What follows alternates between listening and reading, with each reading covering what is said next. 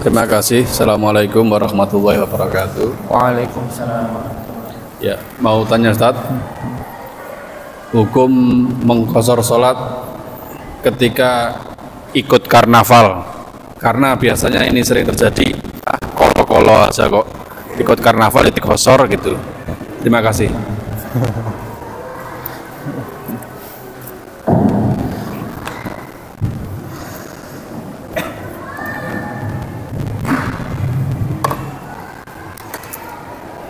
Bismillahirrahmanirrahim.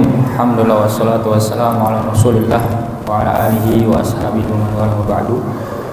Tadi ada pertanyaan dari Pak Budi, bagaimana hukum mengqashar salat jika perjalanan itu dalam rangka mengikuti karnaval? Gitu. Ini karnavalnya untuk apa ini? Ada kemaksiatannya nggak di dalamnya? Keliling-keliling Ustaz.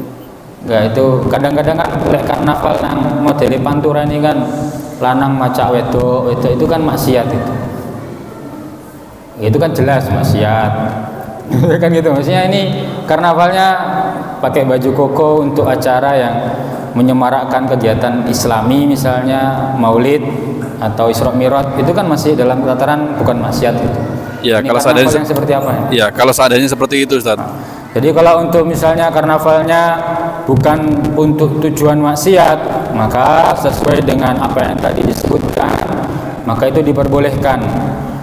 Tapi jika di sana dengan tujuan kemaksiatan, bahkan sebenarnya kalau kita bahas, kita baca kitab-kitab para ulama, bahkan di sini juga sebenarnya disebutkan termasuk safar yang tidak diperbolehkan untuk qashar adalah safar yang dalam rangka tanazzuh. Tanazzuh itu apa? Tamasya. Jalan-jalan, healing tok, nggak ada tujuannya, cuma ya pengen jalan-jalan. Bahasa sekarang kan healing. Itu secara fikih tidak ada manfaatnya untuk urusan akhirat, sehingga tidak mendapatkan keringanan untuk qashar. Hukum asalnya seperti itu. Hukum asalnya. Sekarang makanya kalau jenengan mau safar-safar, cari tujuan akhiratnya. Kunjungan sama kiai siapa, dalam perjalanan mampir ke danau apa, mampir ke tempat tamasya apa boleh, tapi dengan tujuan murni untuk tamasya, tidak ada unsur akhiratnya sama sekali, maka para ulama mengatakan safar dengan tujuan tanazzuh tidak ada rukhsah mengqashar salat. Juga misalnya safar untuk ru'yatil bilad, untuk jalan-jalan lihat negara lain, daerah-daerah lain, cuma lihat aja, nggak ada tujuan unsur akhiratnya. Nah, maka ini termasuk dari safar yang tidak bermanfaat dan itu tidak memiliki rukhsah untuk mengqashar salat. Sehingga berarti kalau tadi boleh Ustaz. Berarti karnaval tadi boleh Ustaz. Jadi untuk tergantung karnavalnya. Karnavalnya ketika memang ada tujuan untuk akhirat diperbolehkan, namun ketika karnaval itu sendiri menjadi sebuah ajang kemaksiatan, tidak diperbolehkan untuk mengqashar salat. Walaupun hanya keliling desa. Maksudnya apa? Karnavalnya kan keliling desa. Iya, jadi jaraknya kan jalan-jalan karnaval. Iya, betul. Saya kira antum pergi ke Surabaya terus karnaval di Surabaya gitu. Biasanya kan ada rombongan SD pergi ke Surabaya terus. Oh iya. Gitu. Ini maksudnya di Sedayu sendiri, di desa sendiri. Jalan-jalan keliling desa terus qashar gitu maksudnya. Iya betul. Ora oleh. Ya, makasih. Syarat pertama yang nggak terpenuhi. Oke. Kecuali kalau karnavalnya dari Surabaya sampai ke Jakarta untuk tujuan yang baik, nggak apa-apa. Iya Ustaz.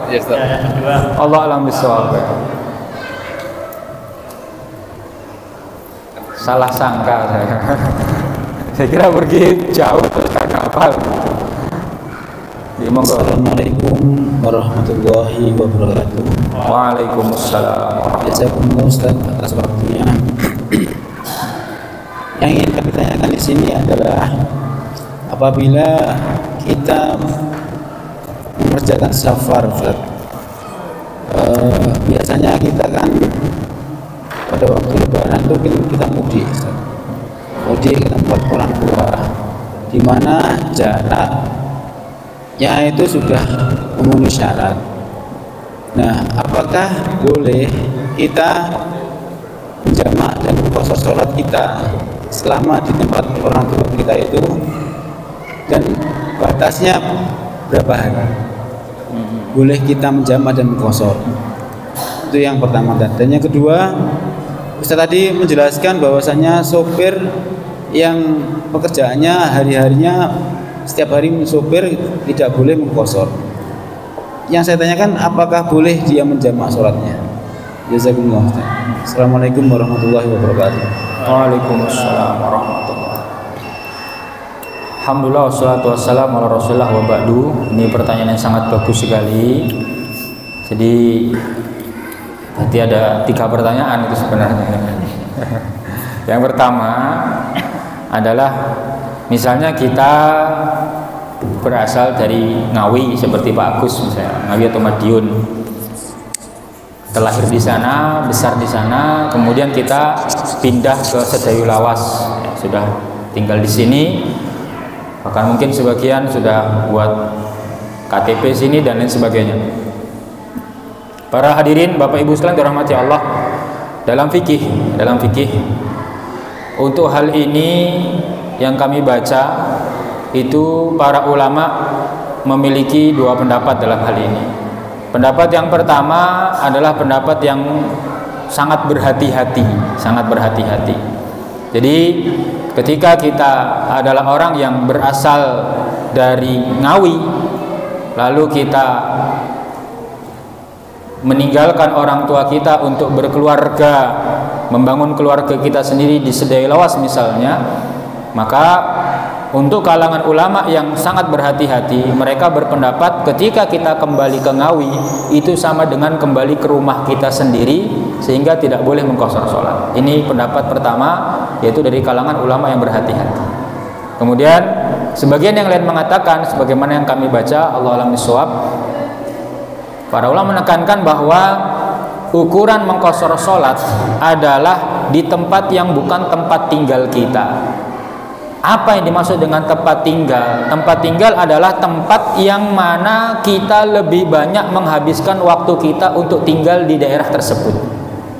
Sehingga meskipun kita aslinya berasal dari Ngawi, tetapi ketika kita sudah berpindah ke Sedayu Lawas, tinggal di sini sudah bertahun-tahun dan hanya ke Ngawi mungkin setahun sekali, setahun 2 kali, maka untuk urusan ini kita pergi ke Ngawi termasuk dari safar tawil yang boleh kita mengqashar.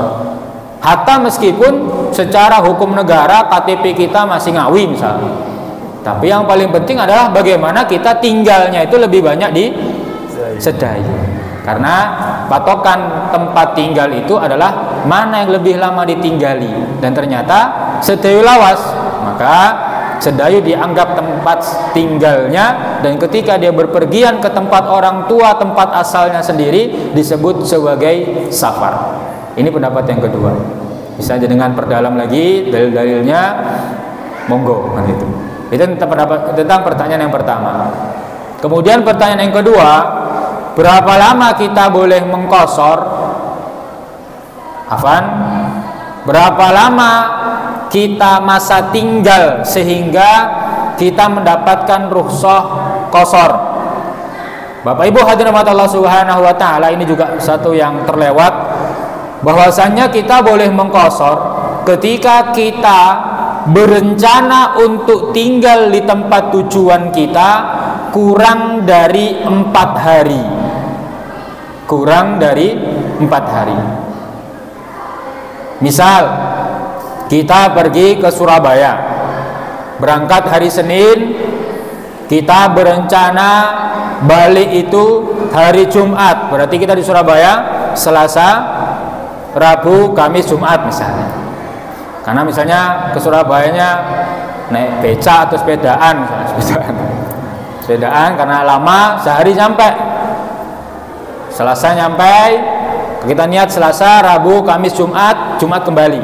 Maka karena kita niat tinggal di Surabaya selama 4 hari, maka masih boleh kita mengqashar di Surabaya selama 4 hari itu. Namun misalnya kita berdua, misalnya saya dan Pak Fathan, sama-sama tadi ke Surabaya. Saya niat balik hari Jumat, tapi Pak Fathan niat baliknya hari Sabtu. Berarti dia akan tinggal di Surabaya lebih dari 4 hari. Maka ketika saya di hari Selasa mengqashar, Pak Fathan sudah tidak boleh mengqashar. Kenapa? Karena dia telah berniat untuk tinggal di Surabaya di tempat tujuan lebih dari 4 hari. Dan 4 hari ini tidak termasuk dari perjalanan berangkat ataupun perjalanan kembali. Jadi benar-benar di tempat tujuan. Karena seperti itulah hadis-hadis tentang bagaimana Rasulullah melaksanakan qashar 4 hari. Maka kalau sudah memang tadi mudik ke orang tua tapi pengen tinggal di sana sepekan, ya dari awal ya nggak boleh qashar. Karena memang meskipun itu tempat tujuan, namun dengan niat tinggal lebih dari 4 hari tidak ada rukhsah qashar. Jamak, sekarang kita berarti pertanyaan keempat ini ya. Jamak, ketika jamak kita sudah bahas kemarin bahwa jamak itu ketika ada masyaqqah. Ada masyaqqah, jika kita sangat kesulitan untuk melaksanakan sholat tepat pada waktunya, sehingga kita bisa, misalnya ada sesuatu yang terancam, ada hal-hal yang menjadi sangat kacau sekali ketika kita sholat tepat pada waktunya, maka boleh kita menjamak. Tapi kalau tenang-tenang aja turu di sana, nggak perlu menjamak, karena memang sholat itu sudah ada waktunya masing-masing. Sholat itu sudah masing-masing, gitu ya. Lalu yang keempat tadi tentang bagaimana sopir yang perjalanan jauh, afdolnya itu melakukan sholat dengan itmam, menyempurnakan, tidak mengqashar, afdolnya. Kalaupun mengqashar itu makruh. Lalu bagaimana dengan jamak? Kembali kepada pertanyaan ketiga, jamak itu boleh dilakukan jika memang sangat menyulitkan untuk melaksanakan sholat tepat pada waktunya.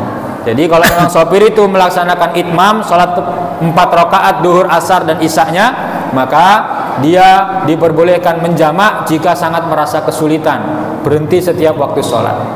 Bisa dipahami insyaallah. Sekian yang bisa kami sampaikan. Semoga Allah izinkan kita berjumpa dengan Ramadan dan memaksimalkan ibadah di bulan Ramadan. Barakallahu fikum. Ya, demikianlah kajian pada malam hari ini. Saya selaku pembawa acara, apabila dalam membaca Islam mohon maaf yang sebesarnya.